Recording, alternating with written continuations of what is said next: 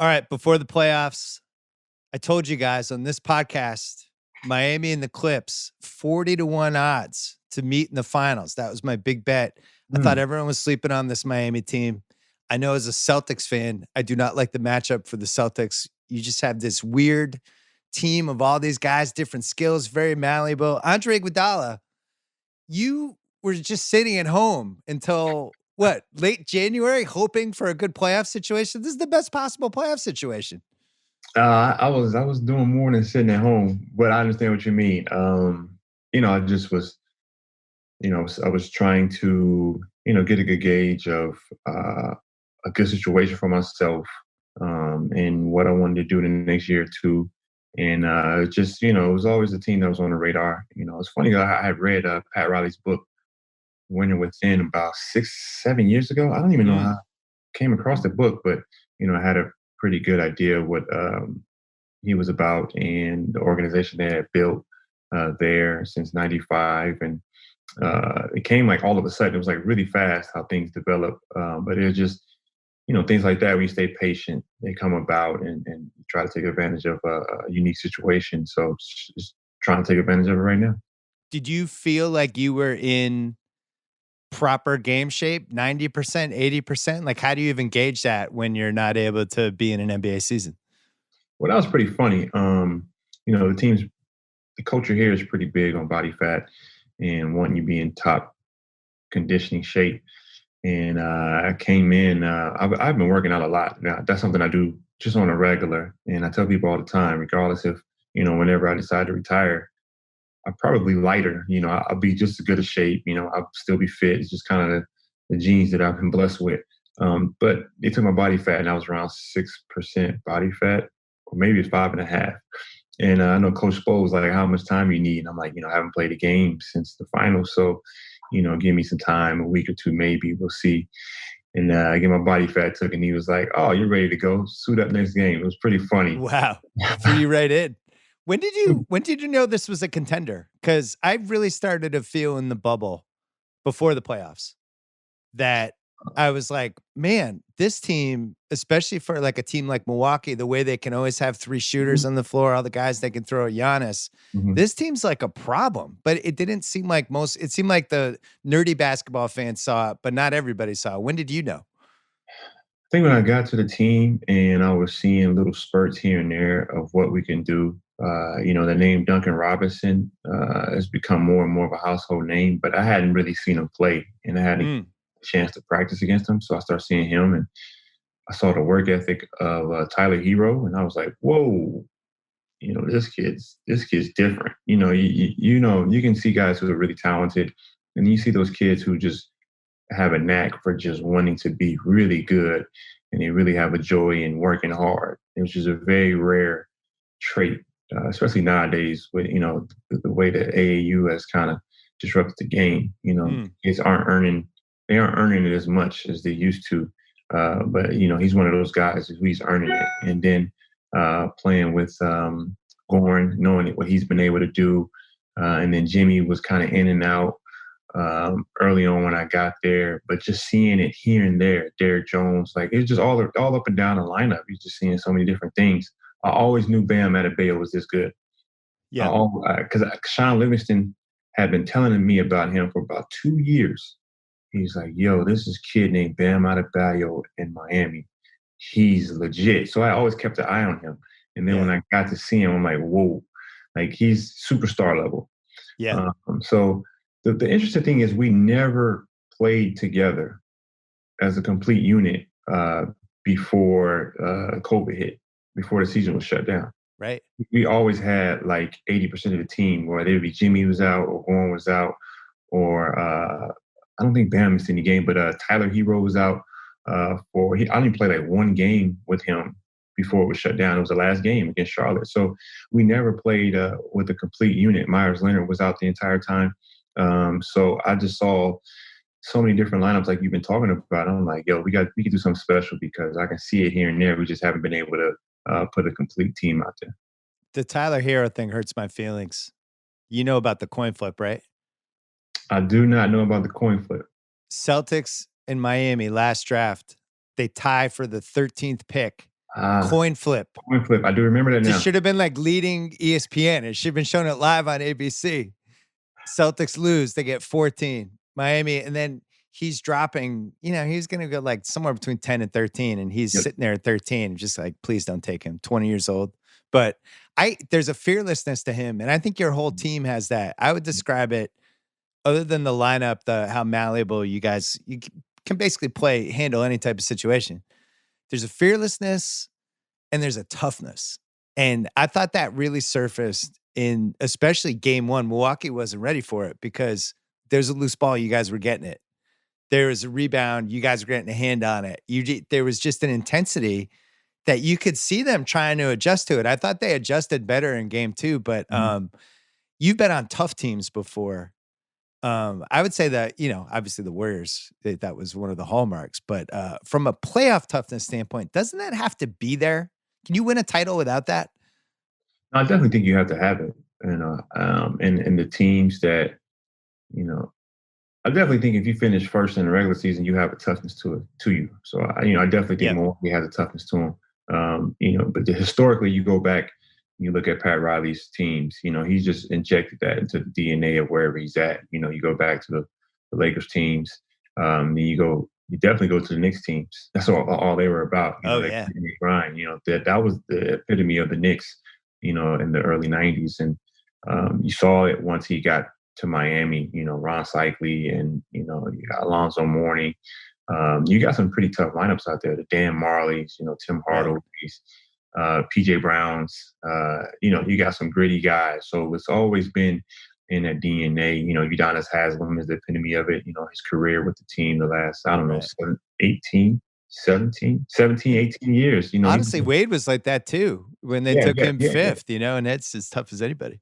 Right. But I mean, people don't even see that in D Wade's game, but that's something that was just there from the beginning. You saw him as a rookie, getting through the first round, and him going after people, and then him what he did in the second round against Indiana his rookie year. They kind of see that in guys, and they call it that's a heat guy. They identify those guys early on, and then even if you're not on the team, they're identifying those guys on other teams that they go up against as potential acquisitions. Look at you! You just heat Kool-Aid. You chugged it. They cleansed the Warriors Kool-Aid out of your system. They put the heat Kool-Aid right in there. I just pay close attention to.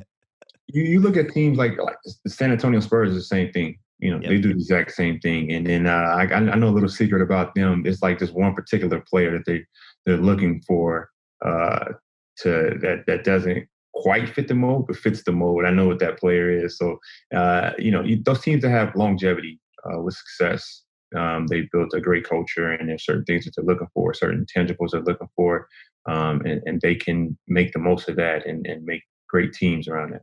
And that happens in football too. I think the Ravens and the Patriots are like that. There's specific types of players, and when they get them, we're like, oh, that makes sense. Yep. That's a guy who should be in it. And Miami's definitely like that. Was there a specific moment where you were like, holy shit, we could actually win the title with this team?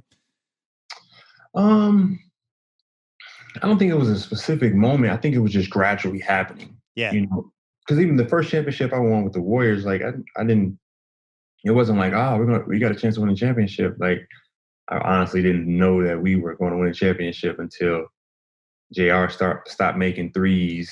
Right. We're up like 9, and he keeps making threes. And it's like he missed the last one, and we throw the ball in the air, and it's like holy shit! Like we're about to win the champ. Like, right. You kind of like felt it throughout the year, but it was like you don't know until you actually do it. It's like that's the incredible feeling about winning your first championship. It's like you don't know it's real until it actually happens. So with this team, it's like little things happening here and there, and it's like okay. And then for me, it's just identifying that void. Like, okay, what are we missing? Okay, what could another team exploit? It's like the art of war. You try to find your weakness before your opponent does. And right. Like, okay, cool. I know what's an area of attack a team could try on us, and then how do we defend that, or how do we shield that? So that's really been, that's really kind of been my calling card. The later stages of my career, just trying to fill that void and then make a team pay for trying to exploit it. It's the ideal 2020 blueprint because you can make threes, so you're never out of a game. You Right. can defend wings, interchangeable, multiple guys. You never don't have somebody who can guard wings, which is it's impossible to really succeed now in this day and age without those things. And then you guys are tough. But the Butler piece, nobody was sure, including myself. Like I always feel like you need a superstar to win a title. Mhm. The Butler piece is like, is he a superstar or is he one level below? What was the biggest misconception you had before you played with him that you were surprised by? I don't think I really had any misconceptions about him. You compete against a person, and there's certain guys you develop a respect for, just how hard they play and just the way Yeah. they compete. And I don't want to compare him to CP, but CP's got this thing where people, I mean, he may rub his opponent the wrong way Yeah. because of his competitiveness. So people have an issue with CP because he wants to win. Yeah. And I always tell people, like, I mean, I wouldn't want it. I wouldn't want to coach a different type of player. Like that's the kind of guy I would want to coach. A guy that's going to like if it's a game 7, we got to get a win. Who's the guy you're looking for? Yep. And I tell anyone who's ever had an issue with CPM, like you're picking him in a game 7, and they Yeah. all say, "Damn, you're right." I'm like, I know I'm right. Like this guy's, I talk about, we're kind of like the AAU era has has baby the really talented kids and superstardom and the fame and all these things that come with the game is they don't work as hard for it. Not saying they're not working hard, but they don't have to go through those mental grinds. They don't have to work as hard for it. They don't have to go through anyone doubting them. They don't have to go through, there's a team that they can't get over the hump. And people wonder why, they're getting to the point it's like, well, why can't this guy have success in the playoffs? Or why can't this guy get deeper into the playoffs? Or, different things like that. But they're a superstar. And it was like, if you go all the down the line, all the way back, MJ had Detroit and LeBron had to go through the mud to get it. Like he really had to earn it. And I talk about a lot of wings in my era. All those guys had to, like Paul Pierce, he had to go through the mud and get it. Like Kobe had to, Utah was kicking his butt. He had to go out and he had to get it. He had to get it through the mud. Like the game, I'm hoping the game doesn't change too much. Where we're giving these guys passes or, they're getting to the line too many times. And it's like they're not really struggling to get over that hump, which every great player has gotten over. And back to the point, somebody like Jimmy, like he's one of those guys that has been through the mud. He's been through some really tough series. Yeah. He's been on some teams where, the cohesion may not have been there, but he's just trying to figure his way through it. And he just got into a great situation now where he's got some killers but right next to him, and they don't have any fear. They want that pressure. They want the heat, for lack of a better word. They want that. They want all the smoke is what we call it. They want all that it comes with, going through tough times and having to get over or get a game through the mud to win a tough playoff game, similar to a game 2. You're up 1-0 against the number 1 seed. It's kind of like a desperation game for them. And you got to get that win or the series is even, and we able to pull that out. Says a lot about the guys that are around him, says a lot about him. And it just shows kind of like the culture that the team, Pat and Spo, they've been able to build. Yeah, it's an old school playoff team. Because like that game 2 is a good example, right? Desperation game for Milwaukee. I can't say you guys played amazing. Right. Even you look at the points, a bunch of guys scored, but there was like the Celtics snuck out game 2 against Toronto because Tatum was amazing. Right. Marcus made 5 threes in the fourth. Nobody else played well, but they gutted it out because they're good defensively and they were able to get 2 guys going. You guys can win these games where it's like, who is the best player? I'm not even sure. Which I think especially as you go deeper in the playoffs, those teams are really tough because Milwaukee, they have the best player in the league, the 2-time MVP. And it's like, you could just keep throwing so many guys at him, including yourself. I got to say, I wasn't expecting you to defend Giannis as much as you've defended him those first 2 games, but different strategy. Well, I think it's just, it's that Swiss Army knife. Uh, it's almost like you have to have now in order to go deep into the playoffs and try to make a run at it. We have a couple of those guys, you talked about it, all the way down the line. Jimmy, Jay Crowder, myself, Right. Derrick Jones Jr., Bam Adebayo, Solomon Hill. But you talk about a guy who I could talk basketball with all day, who gets it. We can throw him in, and he'll be ready to go. And then we got a guy no one's ever heard of, Stanford. I call him Stanford kid, KZ Acapello. I don't even know how to say his last name yet. Yeah. Call him KZ, my fellow Nigerian brother. But he's been kind of like the Giannis in our scout team. And you talking about somebody coming full speed, full force at you. He's 6'8", can handle the rock and full force, and he's strong and he's wiry. We were laughing and joking about suiting him up one day. So we just got a lot of different, like you said, pieces. We can simulate a lot of different things, which in turn enables us to switch up how we want to play the game. We can go, outside. We can go inside. We can throw a defense lineup out there. We can throw offensive lineup out there. We're very dynamic in our combination of lineups. Last thing on the Giannis thing. You've guarded LeBron at his peak. You've guarded Giannis close to his peak. Are those the two best athletes you've ever tried to defend, or would you put somebody else in that conversation? I'm just talking athletic specimen, super duper coordinated, Mhm. explosiveness, strong, like just every single check mark is a 10 out of 10.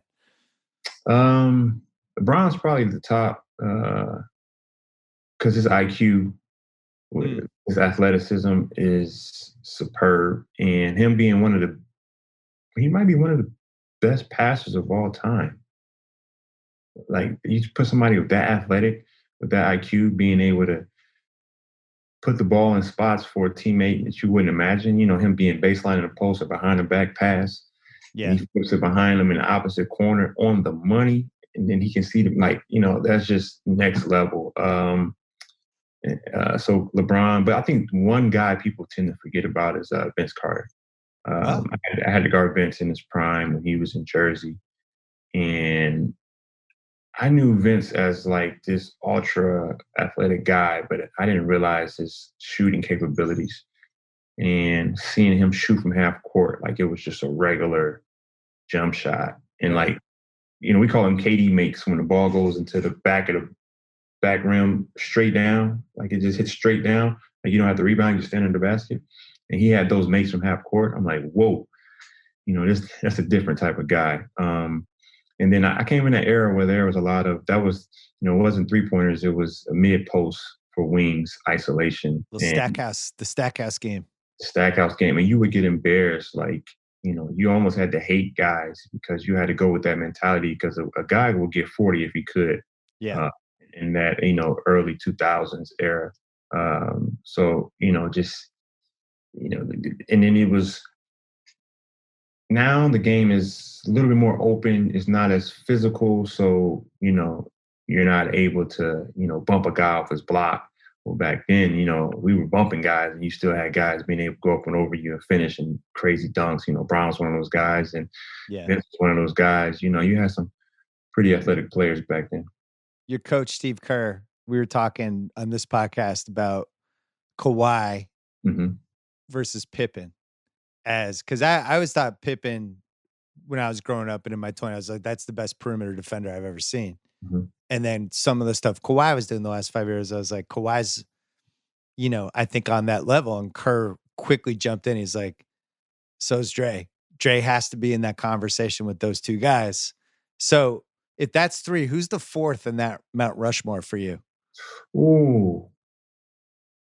Oh, that's a great question. Because it's got to be somebody who can guard guys of different sizes, who has the athleticism and the defensive IQ and the hands. I would say would be the package. Or maybe it's just three. Maybe we haven't had the fourth guy yet. No, we have a guy. I just got to put my thinking cap on. That's a tough one. All right, you don't have to answer. I'm I'll here have to an throw answer. tough questions at you. I have an answer in 5 minutes. All right. Uh, can you tell me what the last couple weeks were like in the bubble? I know you were heavily involved last week with, Mhm. once the Bucks boycotted that game and the ballroom and 250 people in there, all that stuff. You were one of the lead voices. You're one of the respected veteran stars in the league. What was your role during that day? And when you came out of that night, did you think there was gonna be basketball? Oh, that was interesting times. But I remember doing an interview, and I was like, it's really been like thought provoking. It was like a breath of fresh air, and I enjoyed it. And they were like, "How could you enjoy that?" And I always say, "How many times do we get that many NBA players in a room at the same time?"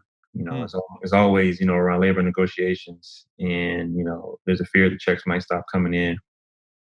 Then everybody rushes in, really quickly. You rush on the flights, and everyone gets to New York. Even then, I don't think we get that many guys. So that was just a beautiful thing to see. Um, it was very emotional. It was tough because people don't understand. We have to shoulder a lot of the responsibilities to right a lot of the wrongs that have been done to our people, and the spotlight's been on us lately. And historically, athletes have been punished for speaking out on the social injustices that happen within our communities. We all know the history of that. Specifically Muhammad Ali's and the Jim Browns and the Tommy Smiths. So it's been, you always trying to, as an athlete, you always get the juggling of how do you perform and capitalize financially on your career, but at the same time stand for something. It's like right. you want to be Michael Jordan and you want to be Muhammad Ali. And there's pressure from the media, there's pressure from your agency or your management team because they want you to check every single box because in their mind it's not necessarily what impact you really have. It's just the economic value that you can create, not just for yourself but for them too. So Yep. there's a lot that goes into it, and then you got friends and family members. I don't know if I've ever seen so many proposals and so many things to take to Congress or the Senate, uh, to get laws changed. And I'm like, I'm not an expert. And we always talk about this. We're not politicians, and we're not coming from a political standpoint. Like I said before, it's a human agenda. It's a human organization. And, when you're seeing people who look just like you being treated the way that we've been treated, and this isn't something new for us. We've always seen this. But it seems as if we're told you made it out and you've escaped that, you've been blessed, and you've created all this wealth for yourself. Leave it alone. That's another hard thing to swallow, knowing that you can make a difference. So all those things coming into place within like 4 or 5 hours, and it's like make a decision. You know, I mean, I sit on the board of a publicly traded company, and we have quarterly board meetings, and it takes hours upon hours and days upon days and weeks to make a decision and resolutions and Have an agenda, all all that these stuff. things. Yeah. All these things go into place, and everyone's saying, okay, this happened, just shut it down right now. What other company or what other CEO says I'm not going to work today? Um, because there's this issue. There's different ways to go about it, and for us, just trying to come up with the best way and trying to be proactive and trying to be about action. There's just a lot that goes into it. So I was really proud of us for the way we handled it, the way we might have had a disagreement, but we were able to say, let's take a night, relax, clear our minds, get some rest, come back and have another discussion about it, and then have another discussion, with our governorship and the commissioner on the task force or things that goals we have in mind moving forward. Things that are immediate action and things that are going to be put into action as we continue to get further into the agenda. So um, it was a lot, man. It wasn't much sleep, having a lot of conversations, a lot of texts. Just trying to shuffle through so many ideas and so many people wanted to. I think their head was in the right place in terms of how they would help, but not understanding like you're one of 200 people with a PowerPoint presentation on Well, what athletes should do. it also seemed like you had some rightfully so, genuinely discourage people Hmm. who felt like they had made real sacrifices here to go in the bubble, and there were going to be all these good things that came out of it. And you're using your platform, and then all of a sudden you're back to square one after Jacob Blake. And it's like, well, why are we here? That seemed to be just watching this happen, sitting here in California. That seemed to be the recurring theme. It's like, well, why are we here? Why are we doing this? Hmm. Well, since the Breonna Taylor situation, I think we counted, and correct me if I'm wrong. It's been about 30 police shootings since then. And I think what we're trying to understand is knowing it's going to happen and trying to put something together where sooner than later there's something in place where we can address them right away and we don't have to shut down as soon as something happens. Yep. Okay, this happened, shut down. This happened, shut down. I mean, we would never exist. We can't exist that way because the system is set up for our people to be oppressed. Systematic oppression, and it goes all the way back to, I don't want to be a historian, but it goes always all the way back to slavery, and slave catchers were the first form of law enforcement or police, you could call it. And there's been this vicious cycle of politicians when they're given a campaigns of, the fear tactic, getting a large group of people to think that fear is the way to get votes and to get put in place. And, you've seen it in the Reagan administration.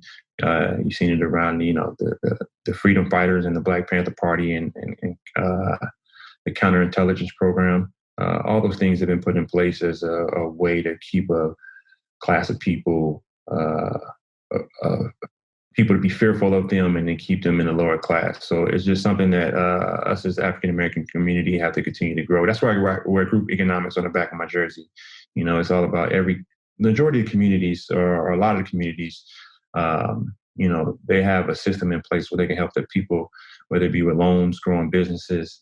The public school funding in these areas are well funded. You see a lot of suburbs don't have private schools because their public schools essentially are private schools. They're funded well. They have state of the art facilities, whether it be for theater and arts, sports programs. All those things are put into place.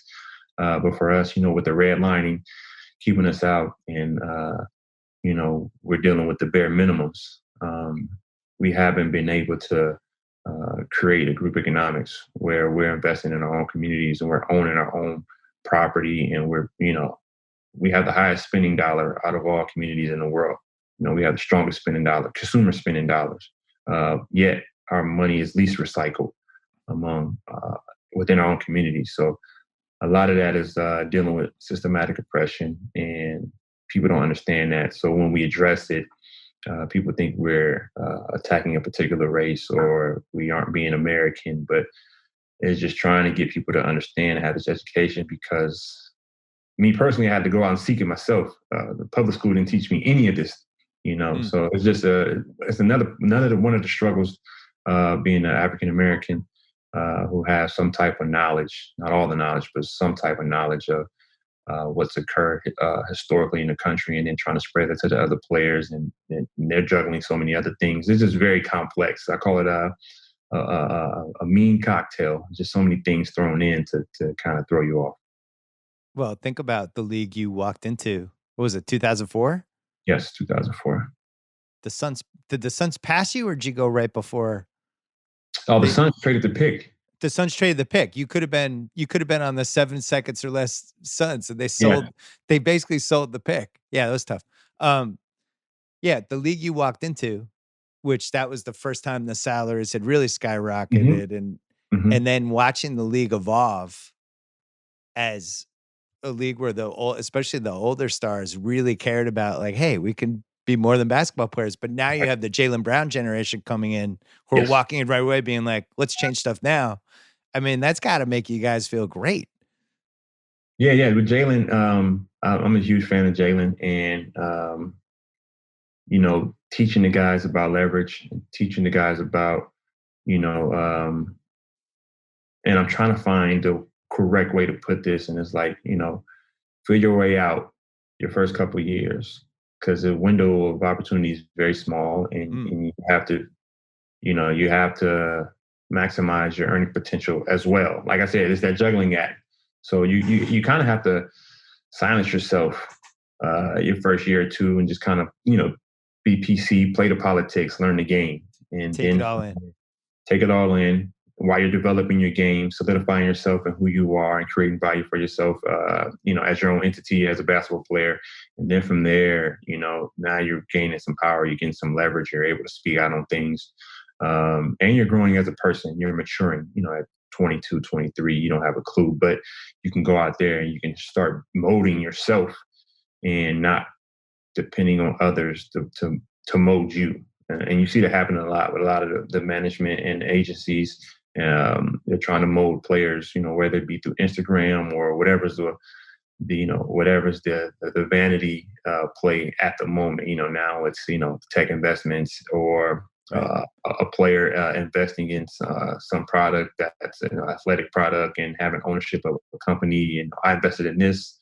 And then the Instagram thing and how you interact with fans. A lot of shoe deals are done now, not just based on how good of a basketball player you are, but your impressions, the impressions you have through social media. And I think there's a false sense of security within the area as well. So we got to be very careful. That's why I'm really proud of a guy like Jaylen Brown, who, has a sense of self, know what he stands for. And it's more than just, the fame and the fortune. He's been an amazing Celtic to root for. I'll tell you this, just in case you play Boston next round, Tatum, don't believe the scouting report. Tatum and Brown, they can't shoot threes at all. And really bad athletes. They have this reputation for being athletic, but I don't see it. So I would just take it easy on those guys because they're not a problem at all.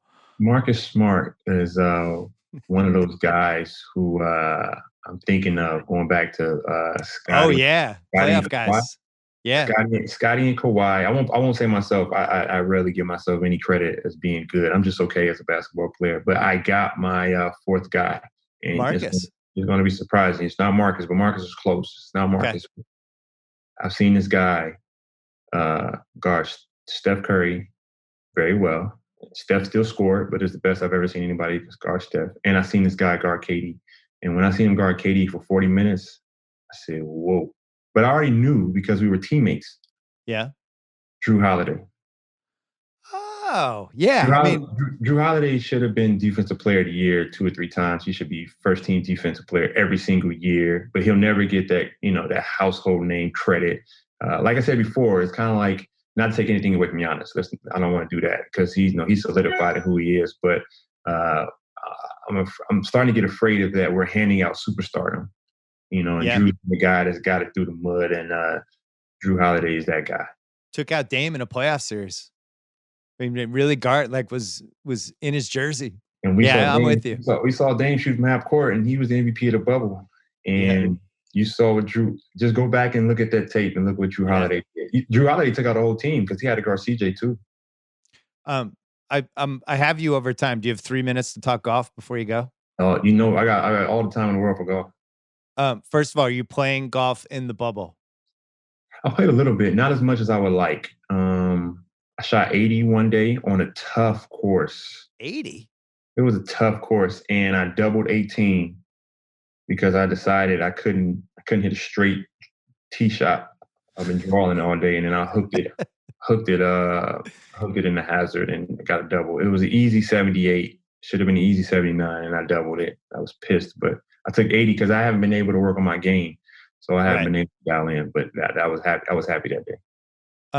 Well, I'm personally don't think anyone over 6'4" should ever shoot an 80 because I just don't the moving parts and the torque. It just seems like such a high degree of difficulty. So I'm really impressed even by the 80 that you were upset about. Curry, are you better than him? Who wins when you play? Well, I don't think people understand there's different levels of it. You compare me and Steph to the 3-point shot. It's not even close, right? Yeah. In terms of us shooting threes, it's the same thing in golf. It's not close. Who has the edge, you or him? No, he can really play on tour. Oh, you really think that? Oh no, for sure. He's played it's Corn Ferry Tour now. It was Web.com tour back then, but he's played on that tour. He should have made the cut. I think his second year. He had one bad hole, and that's why he missed the cut. He would have made the cut against guys who's doing this for a living. See, he has the craziest hand-eye coordination of any basketball player I've seen, other than maybe Bird. Just these two guys that, there's just something different going on. So the fact that he would be great at golf is like not shocking to me. No, this dude's good. Like, and I mean, like he may not have made the cut, but he didn't finish last, that's for sure. But he was shooting even or under par through that 2 rounds on a legit. Cameron Champ, he was like playing with Cameron Champ. They're in the same group. Like, think about that. Wow. And Steph's right there. But this guy, like, he wasn't like training for it. Like, I remember the day before we played together, and I took him to my course back in Cali, and he had 2 balls. He was like, I just need to tee off 2 balls every time. I just need to figure out what ball I'm gonna use. And I'm like, this is your practice? Like, insane, right? Like, he's got it. He's good. He's good. Like, he's like a +1 handicap. And you're like a big fan of the tour. Yeah. I'm in a fantasy league, all that. Fantasy league? Yeah, I'm in a fantasy league. Do you do daily fantasy too, or no? It's like 9 of us in this group, and it might be more. It might be 12 now. And it's one and done. So you pick one golfer every tournament. You only get to pick one guy per season. So it's almost like Survivor. That's a good one. Right. So whatever your purse is that week, that's the money. That guy's purse goes into your pot. And then your percentage of the entire purse at the end of the year, that's how much you get at a pot, because everyone puts in like $500. It's like the most you can lose is 500 and the most you can win is 500. So it's like, so you have like, so you had like John Rahm this weekend, but that's the only time you could take him. Well, the U.S. Open and the Masters got pushed back, so we still have those 2 tournaments left. Those are only 2 tournaments left, and then we don't do East Lake because it's the playoff finale, and then that purse is too complex and crazy to put into this pot. So we don't add this week, but we do every other week. So last week I had DJ and I had Scotty Scheffler, because since the COVID we pick 2 guys a week, but normally it's just 1 guy a week. But on the majors, we pick 2 guys every major, and the 5th major, EBC called, right? Yeah. The players we pick 2 guys too, and then you have a golden pick. So if you get a golden pick, so one time a year you pick a guy, you call, this is my golden pick, and whatever that guy makes, his double. So whatever he makes, you double it. Oh, a double down guy. This is great. Yeah. But if your guy gets cut, that's $0. Gotcha. So you have to be really strategic on like which guys play well at which parts of the season. Like I know Rory plays really well like late in the season. So I'm picking him for the Masters. And then you got to know like Brooks only plays in the majors. So you pick him in the major. And he's a really good double down guy because he'll at least get a top 10 in the major. If he's healthy. Right, if he's healthy. I'm worried about, I think there's some knee thing going on with him. You're right. I should text him. I've gotten pretty cool with I got like 5 guys that we regularly talk on tour. Oh man, that's an advantage for the fantasy league. Yeah, and then 3 of them, I don't ask them any fantasy league questions though. I've learned that they don't really like talking about golf as much. Like JT likes talking about golf. Justin Thomas, who he can win it all. Like he's one of the guys that can win it this weekend. And then Brooks doesn't like talking about golf much. He just, he's like chilling, shooting the shits. All right. So who's winning the U.S. Open? The U.S. Open's it's in East Coast, right? No, it's in New York. New York, yeah. The U.S. Open. JT's got a chance, man. Justin Thomas has a chance. John Rahm's playing really well. John Rahm's been like the breakout, almost like Dame Lillard in the bubble before the playoffs. He's always been good though. He's like 26. Everybody was waiting for him to have the year he's having right now. It was coming. The thing about him, he's like 6'3", 6'4". He's like 230. Like he's solid dude. And then he doesn't have a crazy swing. So it's like longevity is going to be good for him. Yeah. And then he can putt it. You can see he can putt it what he did last week. Well, he figured out up here a little too. He'd get too mad when he had a bad shot. He would take him out for like 3 holes. Yep. I think he's got a good calm. He got what married. What basketball player is he? Oh, that's a good one. I was going to say Jimmy. I was thinking Jimmy.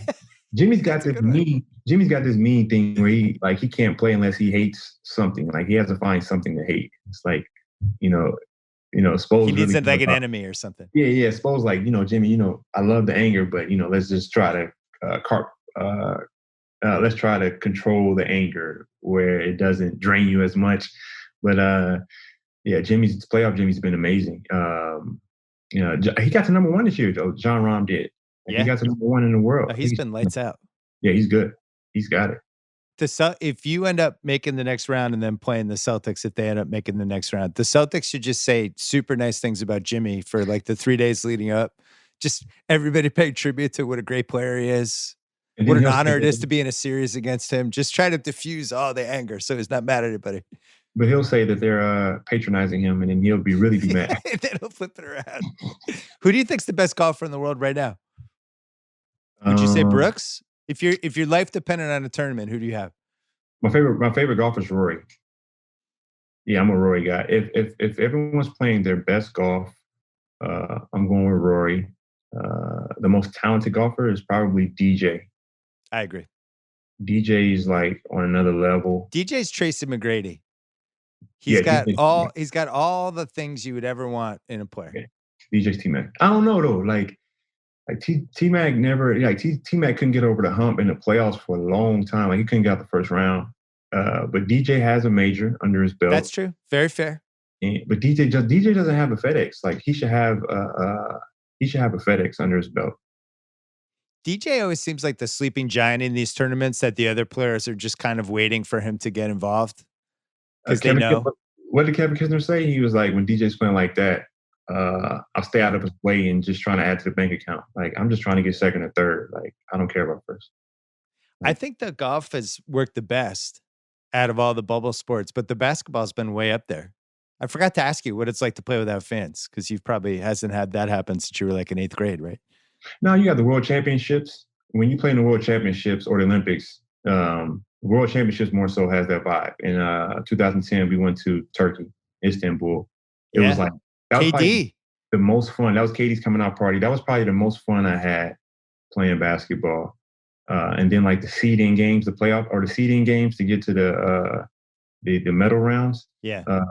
It was similar to the bubble now. It's very similar with the lights, and there wasn't that many fans in there. There were a few, but they pipe in the sound, and they were a lot of fun though. So it was kind of like you playing on like a stage, knowing it's on TV. And we played at Radio City Music Hall too, getting ready to go overseas to play in that. So it had a similar vibe too. So I mean, you play basketball, college, and in these different tournaments, you can play pretty much anywhere.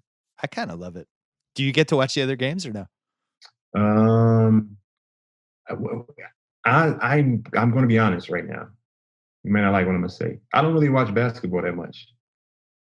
I watch it as work. So if I know it's a matchup that I'll have in the future, I'll like watch. A student. Yeah, so I'm watching like tendencies, and then I'm watching like what the next round could be. So I'm keeping up to date on that. And then there's only like one or two guys I really like, so I watch them sometimes too. Well, don't watch any Celtic games. Just listen to what I said. They can't shoot threes, not athletic at all. Then the young guys get tired. Really, in the fourth quarter, Tatum just wears down. He's got nothing. Well, Marcus Smart, 5 threes. I'm watching him closely. He has a large print on the game that people don't see. Those are the guys I like a lot too, because that kind of reminds me of myself a little bit. I forgot to ask about your ankle. Your ankle's okay, I assume? Decent? It'll be where it needs to be when it needs to be there. If that's a good answer. When you're at that age you're at now and you have a injury like that, what's the recovery time versus like when you're 22? I mean, when you're 22, I was, you back in the game like back like Luka. Luka's like, I have a high ankle sprain up. I'll see you in game 4. He's fine. Yeah, you'll be fine. But as you get older, it's not even really the ankle. It was something else hurting from the ankle, and it was like, oh, yeah, like that. And you know how it works too. Like as soon as it happened, I'm like, all right, it's not hurting right now, but in about 2 minutes, I hope it doesn't blow up. And then this is going to happen. And all the pain is shooting. And then you on the back, it was like, all right, this is happening. Like I know what the X-ray is going to say before it says it. I've been through it, so many times. Corver apologized to you?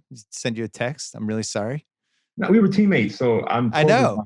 We were teammates, and then he was a big help too. His name hasn't been said in terms of in the ballroom.